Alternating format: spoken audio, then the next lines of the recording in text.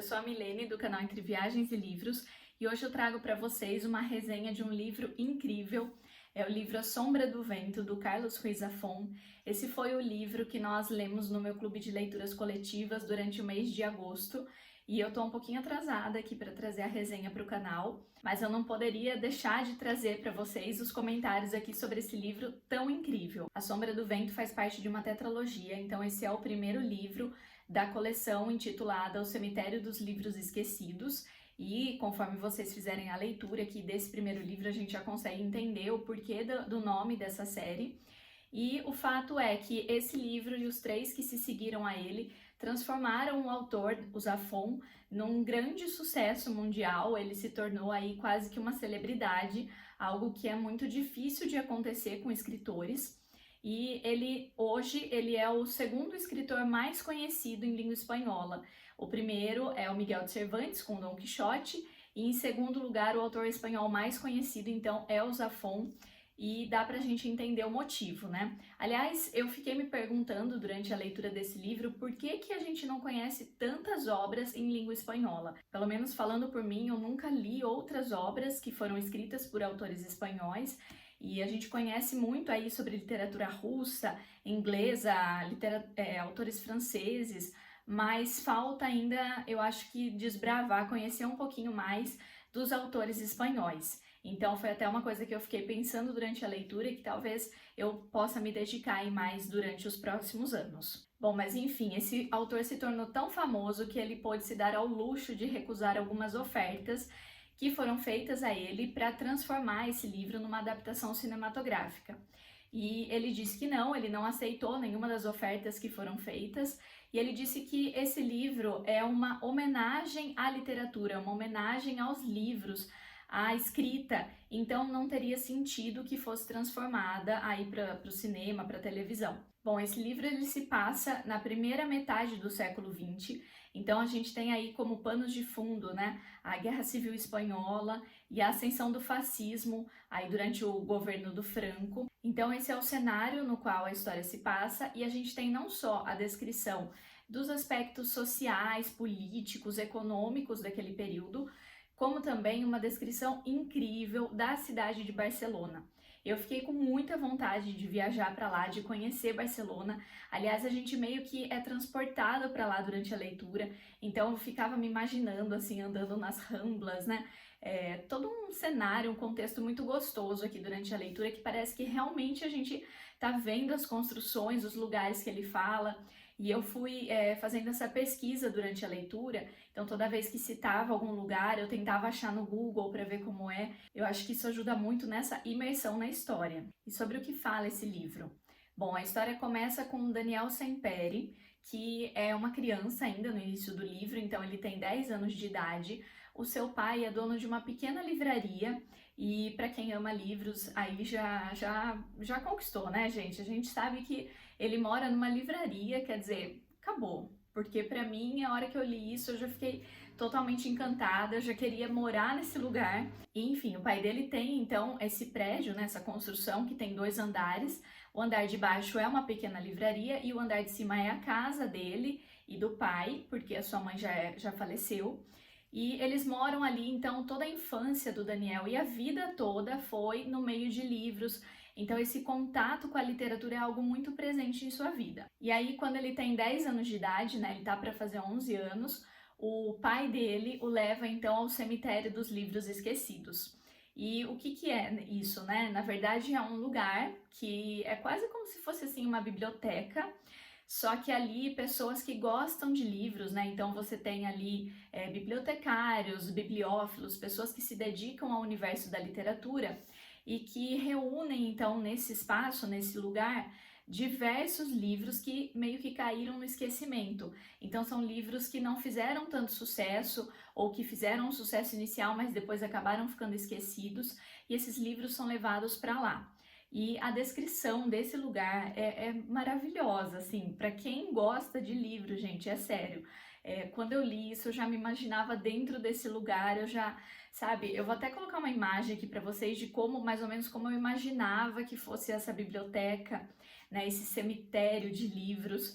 e todos os seus corredores, os armários repletos, foi uma coisa assim que me encantou já logo de cara. Eu vou ler para vocês a descrição para vocês verem até um pouquinho de como é a linguagem do autor do Zafon, porque ele escreve muito bem. Eu já logo, desde o começo do livro, eu fiquei encantada com a escrita dele. E então eu vou ler um trechinho para vocês tanto poderem analisar aí como é a escrita do autor e também como é esse lugar incrível que ele criou, esse cemitério de livros esquecidos. Então ele diz assim: uma penumbra azulada cobria todo o interior, insinuando os traços de uma escadaria de mármore e uma galeria de afrescos repleta de figuras de anjos e criaturas fabulosas. Acompanhamos o vigia através daquele corredor palaciano e chegamos a uma grande sala circular, onde uma autêntica basílica de trevas jazia sob uma cúpula esfaqueada por focos de luz que jorravam do alto.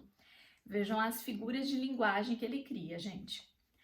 Um labirinto de corredores e estantes repletas de livros se erguia da base até a cúspide, desenhando uma colmeia em cuja trama viam-se túneis, escadas, plataformas e pontes que deixavam adivinhar uma biblioteca gigantesca, de geometria impossível. Olhei para meu pai, boquiaberto. Ele sorriu para mim, dando uma piscadela.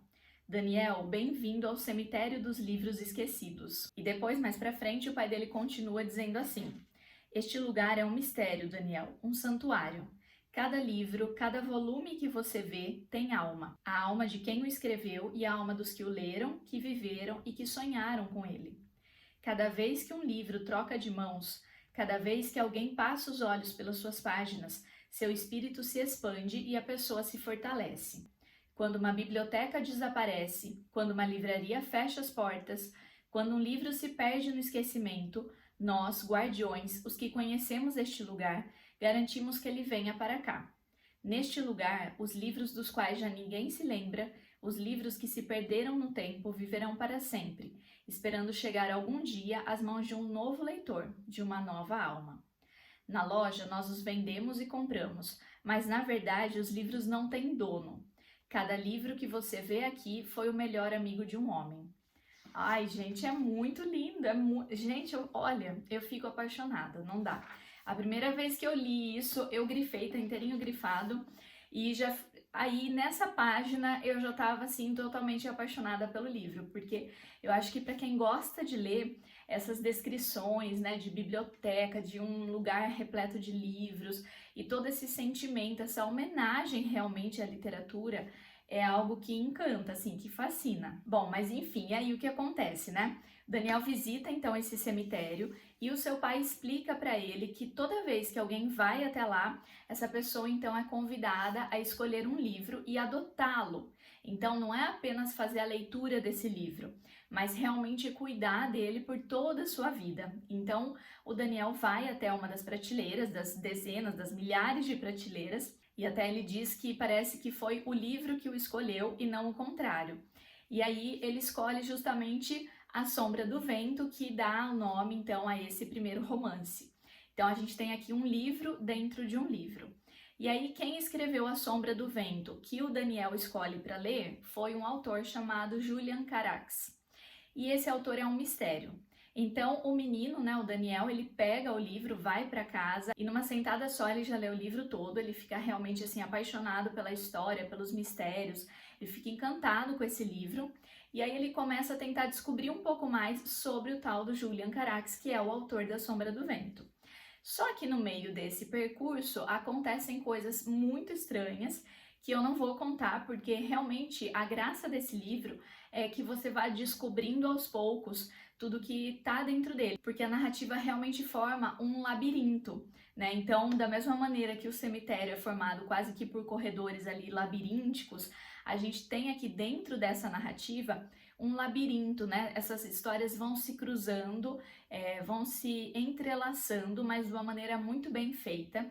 Então, o que acontece é que com o passar do tempo, o Daniel continua fazendo essa tentativa de localizar o Julian Carax e mais coisas estranhas vão acontecendo e em alguns pontos a sua história se parece muito com a do Julian Carax.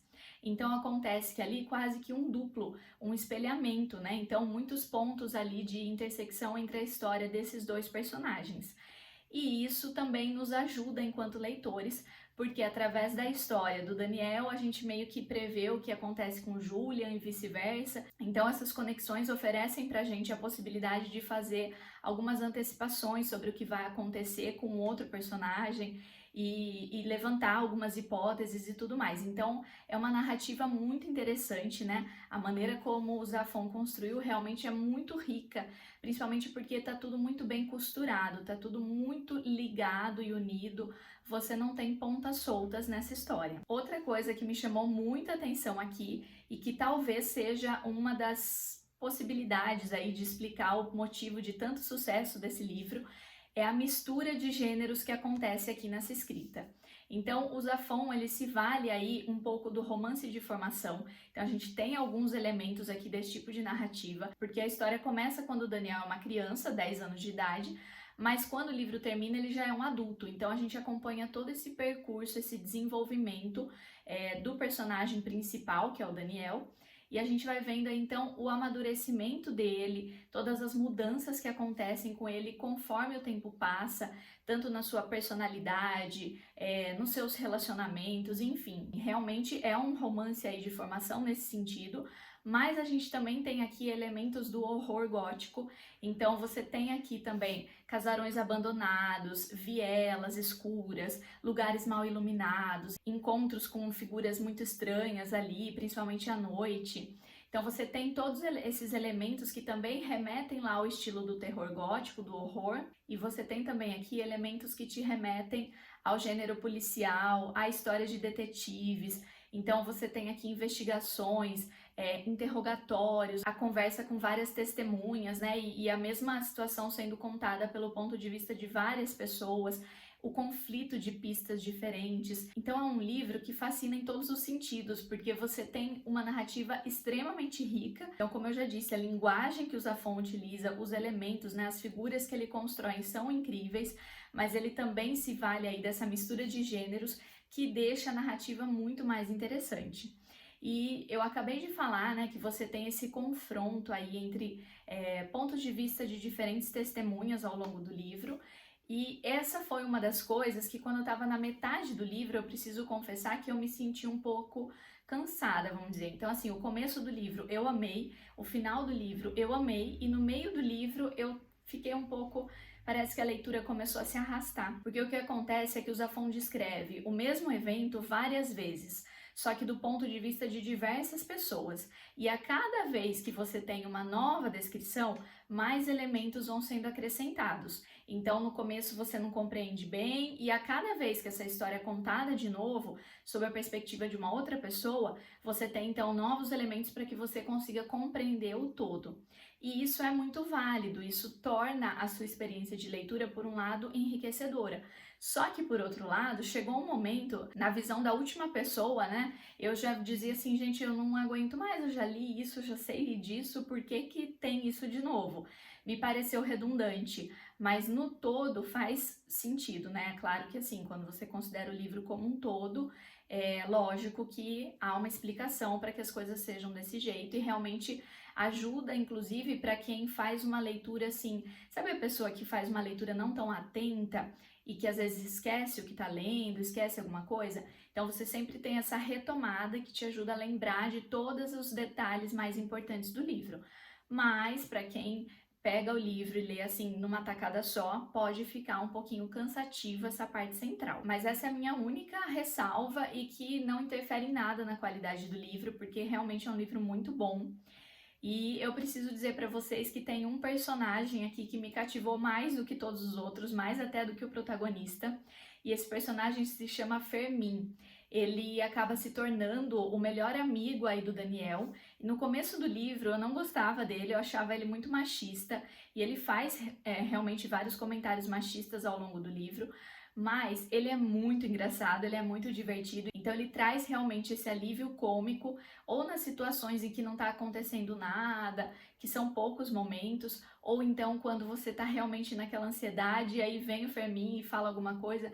Ele é realmente um personagem encantador, e além dele ser muito divertido, muito engraçado, ele fala umas coisas assim que são muito boas, eu grifei várias falas dele, mas ele também é um grande amigo, né? Ele defende o Daniel, ele o ajuda em todas as situações, ele é uma pessoa muito íntegra e a gente aprende muito com o Fermín, porque ele é uma pessoa que foi super injustiçada durante o regime ali em que eles estavam vivendo, né? Porque ele sofreu uma perseguição política, ele perdeu tudo por conta dessa perseguição.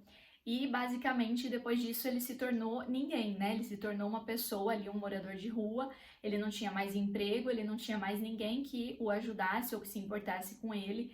E a gente aprende muito com esse personagem ao longo do livro. Então acho que mais até do que o próprio Daniel ou o Julian Carax, que também divide aí o protagonismo do livro, o personagem que mais me marcou foi o Fermín. Bom, gente, se tudo isso não convenceu vocês ainda a fazerem essa leitura, eu não sei mais o que falar para vocês, porque realmente é um livro assim que me encantou e eu tentei passar um pouquinho aqui desse encantamento que eu tive. E assim, para quem gosta de ler, por favor, coloquem na sua lista de próximas leituras, porque é incrível. Aqui a gente tem esse amor pelos livros como tema central de toda a narrativa. Então nós temos sim uma história que envolve um mistério, que tem aí esses elementos todos que eu disse que dão um clima de suspense. A gente tem histórias de amor aqui dentro, mas o mais forte é realmente essa paixão pelos livros, é esse amor pela literatura que quase todos os personagens têm. Então, é assim, acho que 90% dos personagens desse livro são apaixonados por livros. E isso faz com que nós, que somos leitores, a gente sinta, assim, uma paixão especial aqui pela Sombra do Vento. Então, a gente tem aqui referências literárias, você tem aqui citações, tem nomes de outros autores, né, referências a livros muito conhecidos, e tudo isso é muito gostoso de acompanhar. Você pode fazer como eu fiz, talvez, se você se interessar, e ir pesquisando sobre esses livros que são citados aqui, e você tem a todo momento esse...